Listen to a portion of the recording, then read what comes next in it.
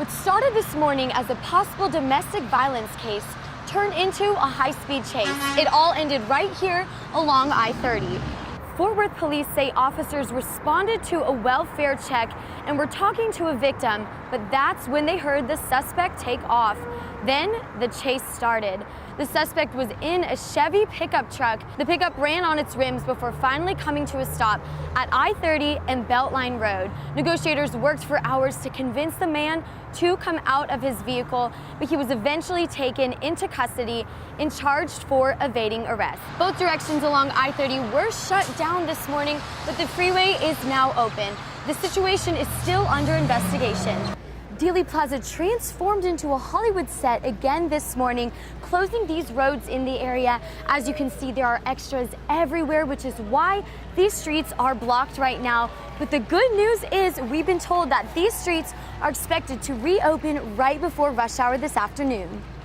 Yeah, we are just getting off 35 West, heading on to 20 East. But let me show you the good news right now. Look at those roads. They're drying out very nicely. Parker and Tarrant County have had light rain all day long, with an occasional 1 or 2 quick downpours in the late morning and early afternoon.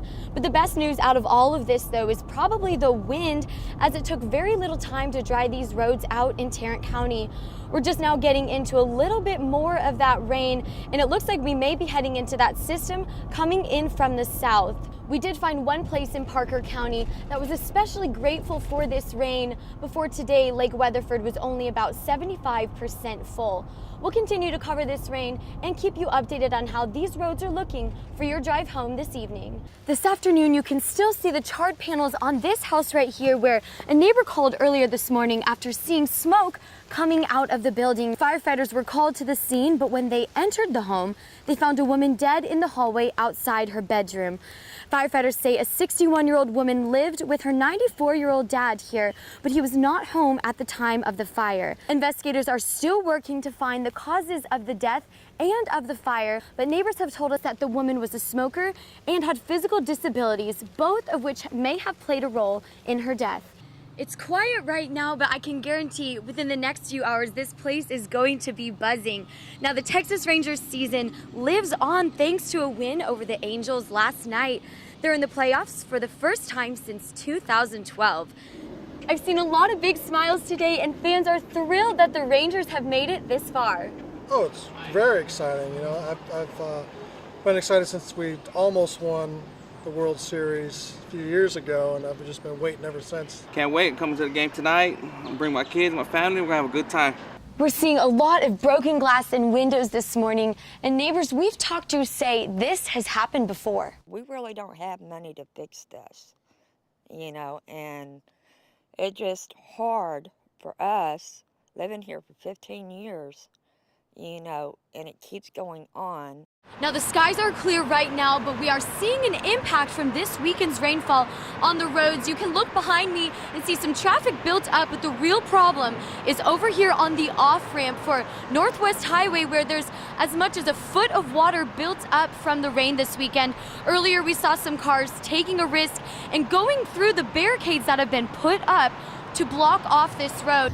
Folks in the area say they are shocked and students are concerned. We're seeing an impact from yesterday's student-involved shooting around Arlington Heights High School, and some students were even too afraid to come to school today. My friend said there was like 7 out of 21 students in one class, and it's just scary. It's crazy, but I understand like people are scared, so they want to stay safe.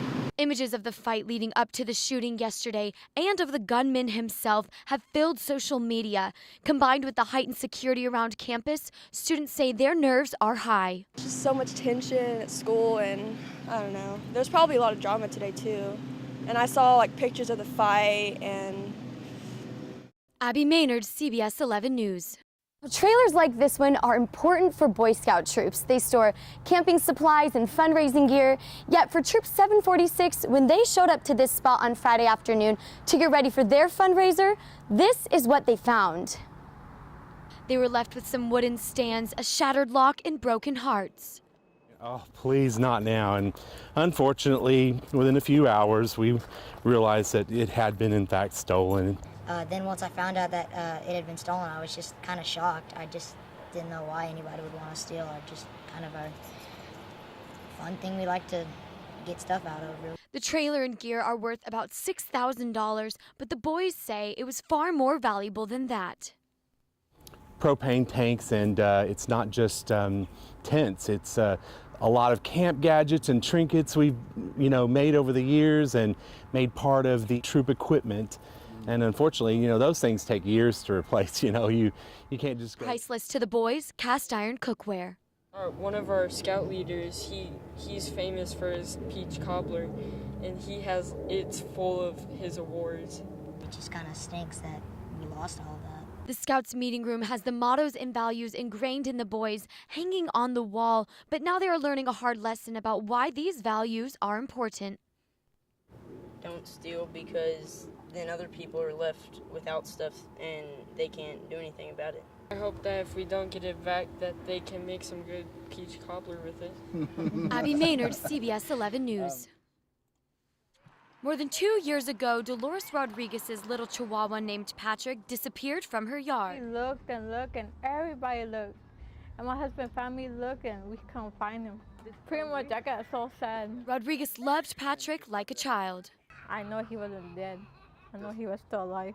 I was driving on Service Road off of 175, and I saw a little tiny skinny chihuahua in front of my car.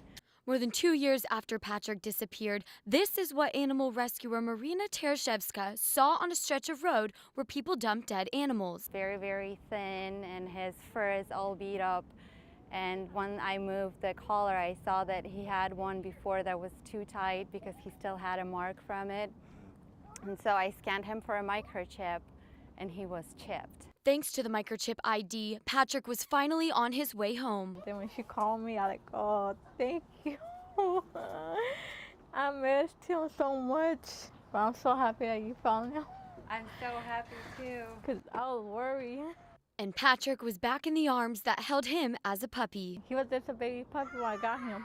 Amazing. It's absolutely amazing. I mean, I did not expect for it to end up so well. I thank God for her that she actually found my dog, and now I'm happy. Abbie Maynard, CBS 11 News. Emergency crews are almost in the 11th hour of cleanup and animal rescue after a loaded cattle trailer overturned near 635 in Mesquite. Looks like the guy was going too fast. Yeah, you can see where he lost control over there. Right there. And while all this is going on, the highway has been shut down to one lane, and cars are causing traffic to build up as they stop to see what's going on. When I came back this way, I saw the actual truck. I was like, oh, so there were literally cows in there and everything. So I was like, we have to stop and see like what's going on. Onlookers watched emergency crews pry open the trailer door. The first of the surviving steers emerged, confused and stunned. 97 cattle were on the trailer, although one managed to dash up a hill before being wrangled. They're taking the cows out. It looks like some of them are hurt, and they're trying to... Yeah, most of them look okay though. Like, yeah, they put many right now, on the most recent one we've seen that's came out, it's like a little brown one, and it's like not getting up. So. A veterinarian on the scene tells us it is amazing only 18 of the 97 steers died. Most of them were smothered when the other cattle landed on top of them. The surviving cattle were removed, then placed on livestock trailers and driven away from the scene. Kind of sad, I'm not gonna lie. Sad. I mean, poor animals, they didn't know. Abbie Maynard, CBS 11 News.